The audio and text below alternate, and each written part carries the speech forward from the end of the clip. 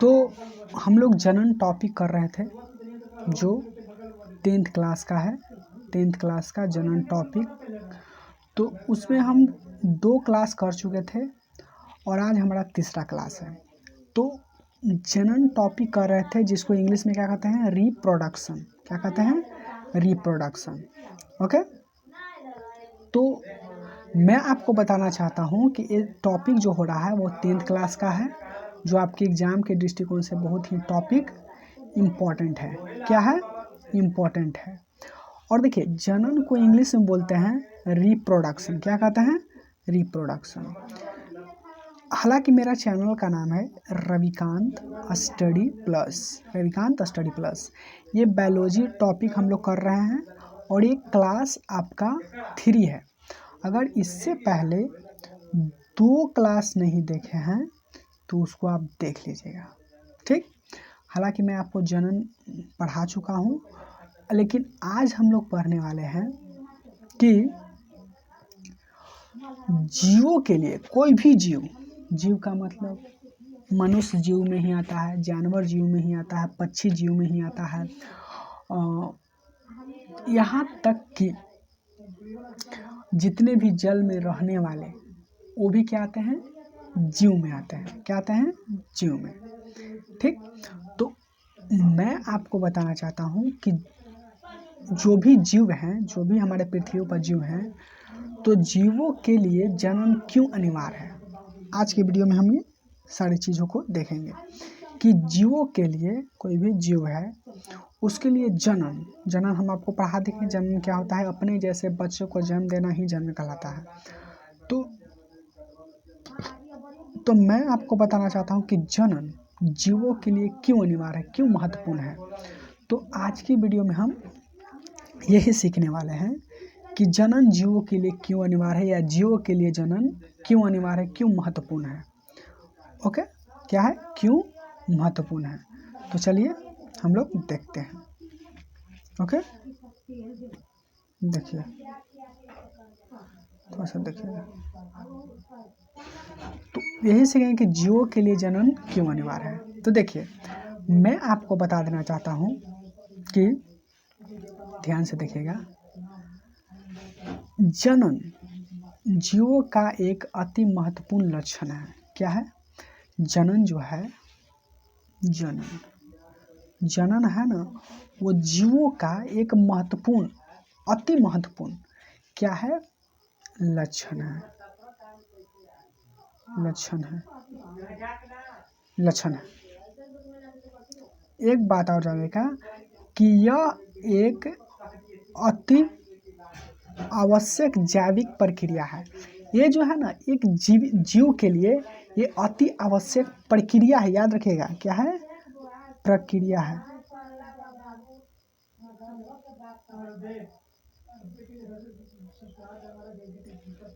क्या है, यह प्रक्रिया है, लेकिन देखिए जैविक प्रक्रिया है। कोई भी जीव के लिए यह प्रक्रिया है। क्या है, जनन जीव के लिए एक जैविक प्रक्रिया है।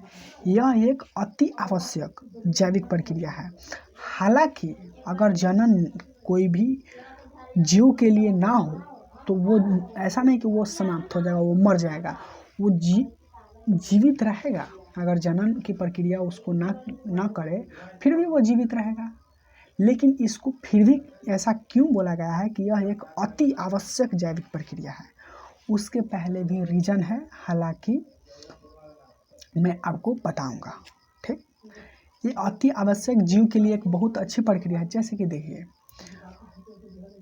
श्वसन, सांस लेना, यह एक जैविक प्रक्रिया है। सभी जीव के लिए यह बहुत ही महत्वपूर्ण है, अति आवश्यक जैविक प्रक्रिया है। यह बहुत ही महत्वपूर्ण कह सकते हैं कि ये है। तो अगर ऑक्सीजन ना रहे, अगर श्वसन ना कोई करे तो मर जाएगा। लेकिन अगर कोई भी जनन प्रक्रिया ना करता है, जनन प्रक्रिया, तो वह मरेगा नहीं। लेकिन फिर भी इसको अति महत्वपूर्ण क्यों माना गया है, मैं आपको बताता हूँ। तो वही बोला गया है कि जनन जीवों का यह अति महत्वपूर्ण लक्षण है और यह एक याद रखिएगा क्या बोला गया, लक्षण है। यह एक अति आवश्यक जैविक प्रक्रिया है, यह प्रक्रिया है। अगर कोई भी जीव अगर जनन न करे, क्या करना करे, जनन, तो ऐसा नहीं कि वो मर जाएगा, मरेगा नहीं, वो जीवित रहेगा, लेकिन फिर भी इसको आवश्यक क्यों माना गया, तो मैं आपको बताता हूँ। बोला गया है कि जैसा कि हम जानते हैं कि जनन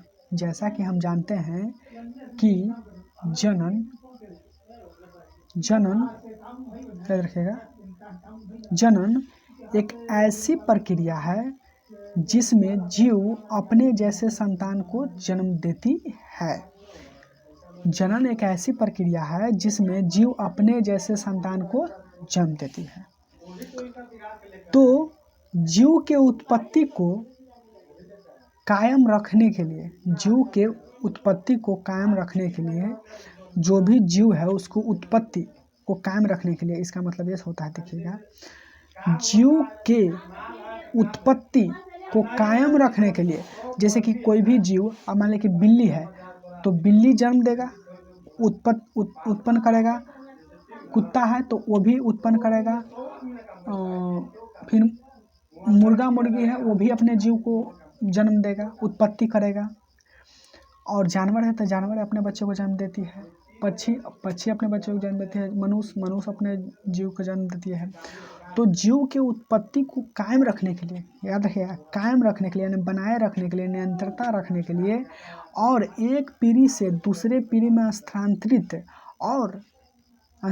करने के लिए, और जीवहास, जैसे कि जीवहास हो जाता है, जैसे कभी कभी भूकंप आ जाता है, कभी मौसम में गड़बड़ी, कभी ज़्यादा बारिश होने से, कभी बाढ़ आने से, कभी भूकंप आने से, कोई भी प्राकृतिक आपदा आने से, तो वही बोला कि जीवहास को आपूर्ति करने के लिए, जैसे कहीं बाढ़ आ गया तो हो सकता है जानवर मरा, कुछ उसमें मनुष्य भी, इंसान भी मर गए, तो वही बोला कि जीव जो हास होता है, हास का मतलब बर्बाद होना या उसके समाप्त होना, जीव हास होता है, उसको आपूर्ति करने के लिए जनन बहुत ही अनिवार्य है। समझ में आया?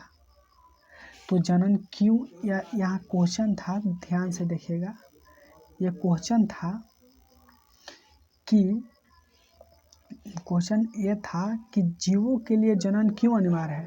तो जीवों के लिए जनन इसलिए अनिवार्य है कि जीव के उत्पत्ति को कायम रखने के लिए, जीव का जो उत्पन्न है, जो भी जन्म लेता है, उसको बनाए रखने के लिए, उसे नियंत्रण रखने के लिए, जैसे कि मान लीजिए, हम अपना पर नहीं लेंगे, आप लोग कर लिए, जैसे कि जैसे आप जितने भी स्टूडेंट पढ़ रहे हैं,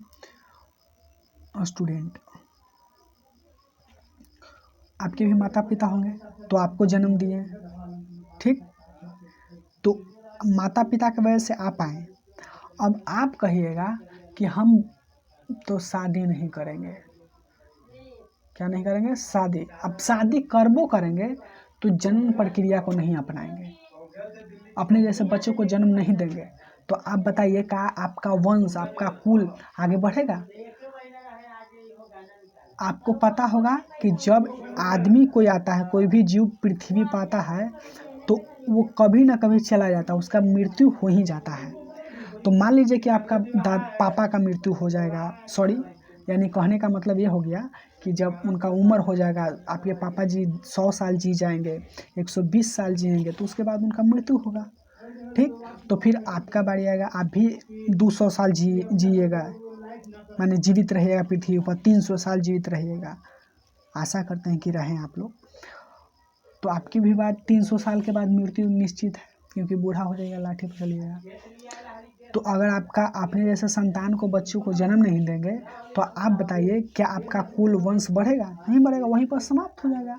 तो वही बोला है कि जीव की उत्पत्ति को कायम रखने के लिए और एक पीढ़ी से दूसरे पीढ़ी तक स्थानांतरित करने के लिए, और कोई भी जीव हास होता है, हो सकता है कभी कभी जानवर कुछ से मर जाते हैं, तो उनको आपूर्ति करने के लिए